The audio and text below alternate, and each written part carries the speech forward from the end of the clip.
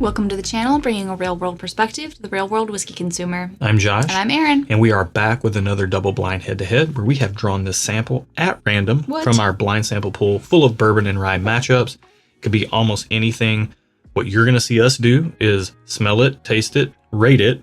Then we're going to find out the price and see if that changes our rating before we find out what we're drinking. We do it this way because everything we do is based on the value of the pour versus the quality of what's in the glass. Yep. And we want to remove all the bias and give you the most honest opinions possible.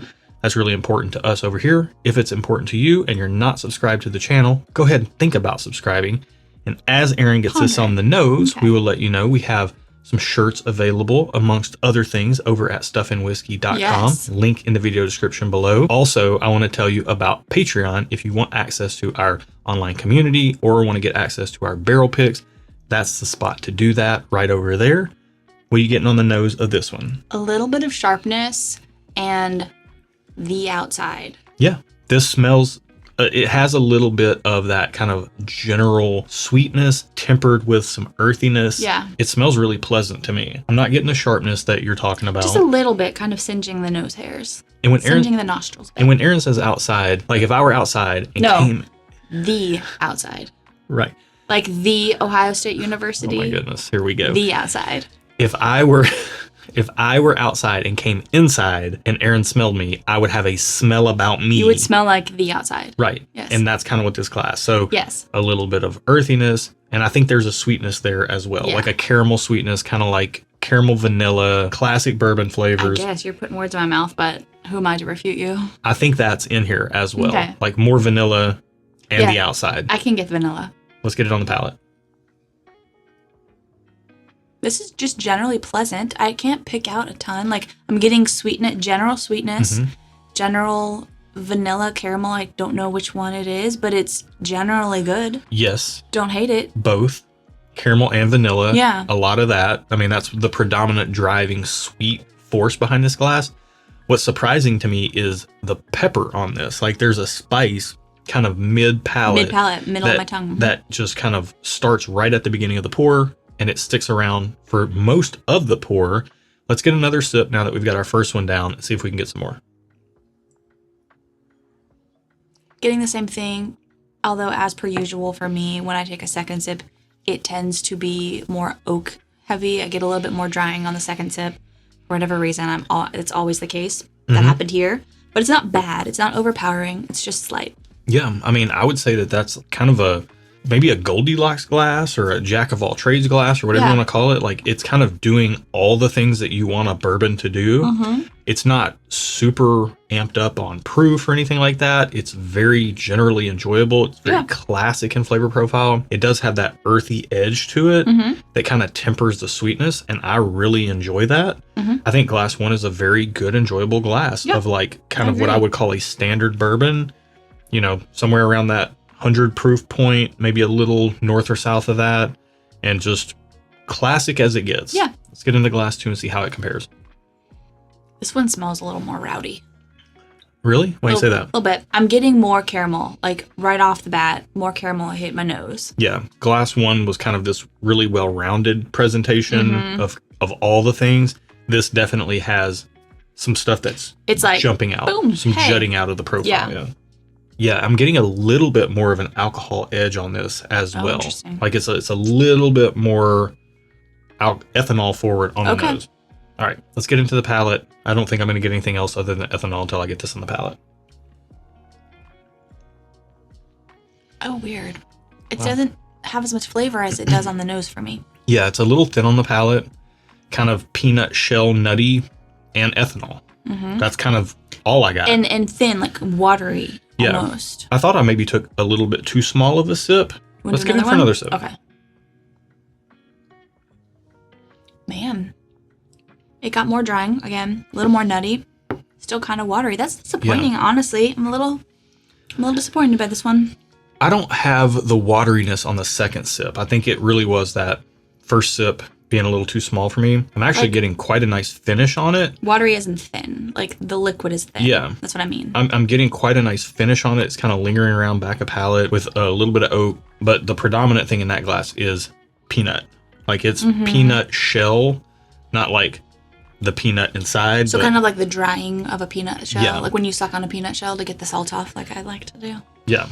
I guess. I don't know. I love salt. Salt is so good. But that glass to me is drying and nutty, and I don't necessarily love it all that much. Yeah. But that could be coming off of the heels of glass 1.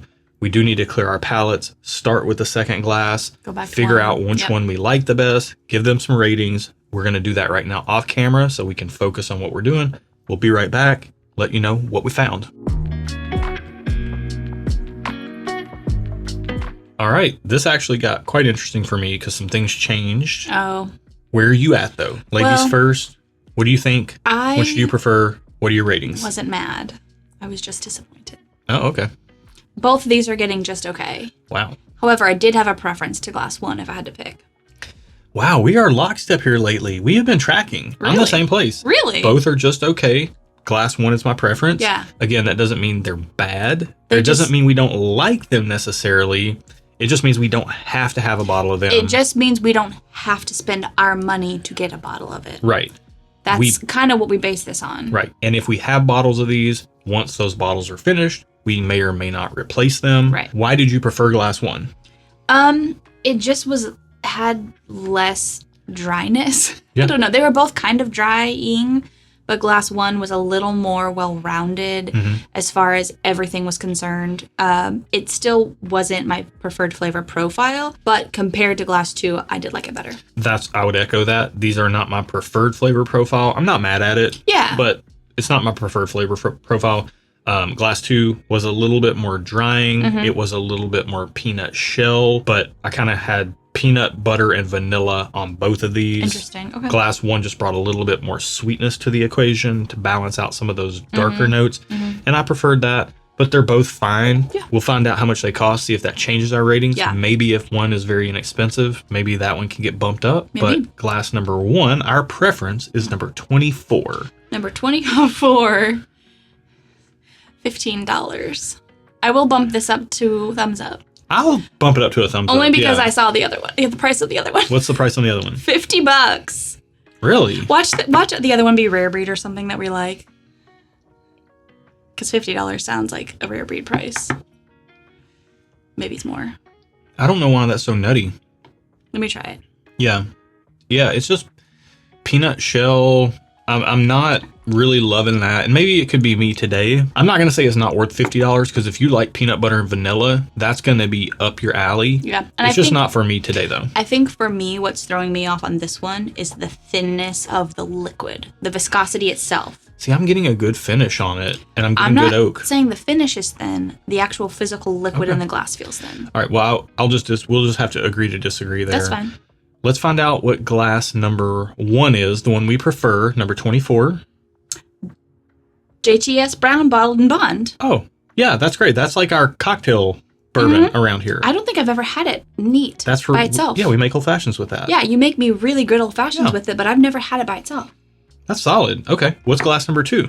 Heaven Hill 7-year Bottled-in-Bond. Okay, that explains some things. Tell me, what does it explain? Because I don't know. Oh, both of these are 100 proof, by the way. Yep, so 100 proof. JTS Brown is from the Heaven Hill Distillery. Okay. Heaven Hill Bottled-in-Bond is obviously from the Heaven Hill Distillery. Yep. They taste like they're from the same family. They have all the same flavor notes. I think what you're getting in both of these is you're getting the Heaven Hill profile that highlights the nuttiness and the oak and the vanilla rather than what some of the Heaven Hill products that we tend to prefer that kind of go a little darker into the coffee bean and like that type of vibe or a little bit brighter into the cherry and caramel sweetness. These are just kind of the same thing. Heaven Hill 7-year was a product, at least it is a product in our market that is allocated. Oh. You can't just go and buy this on the shelf. Okay. They had this in a 6-year Bottled-in-Bond bottle that was like $15 or $20. Then they took it off the market for a year, re-released it as a 7-year in a nicer looking bottle, and they like tripled the price of it. And that's Heaven Hill making their money. For my money, I will get JTS Brown. Yeah. I stand by my ratings. JTS Brown, thumbs up. We keep a bottle around for cocktails. I keep. That's a. When we run out, we will get another one because it's good and also it's $15. Yeah, and Heaven Hill 7-year, again, not bad. Yeah. I'm not mad at the bottle we bought for $50. Probably won't buy another one. Not That's that fair. we could in our market anyways, but Fair. it's just not for me. But it is worth trying. Like I said, if you like peanut butter and vanilla, it might be worth picking up a bottle to see if you like it. Yeah. If you like this video, like it, give it a thumbs up. That helps the algorithm a ton. Subscribe to the channel if you like this style of content, because blind tastings are what we do over here all the time. Think about hitting that bell down there. It'll let you know we're going live. We do that once a month. We would like for you to join us for a pour. Hop on in. Yeah. The water's fine. Yeah, sure. That's it for today. Be good to each other. Whoa, you're mixing it. Yep. Until next time. Cheers.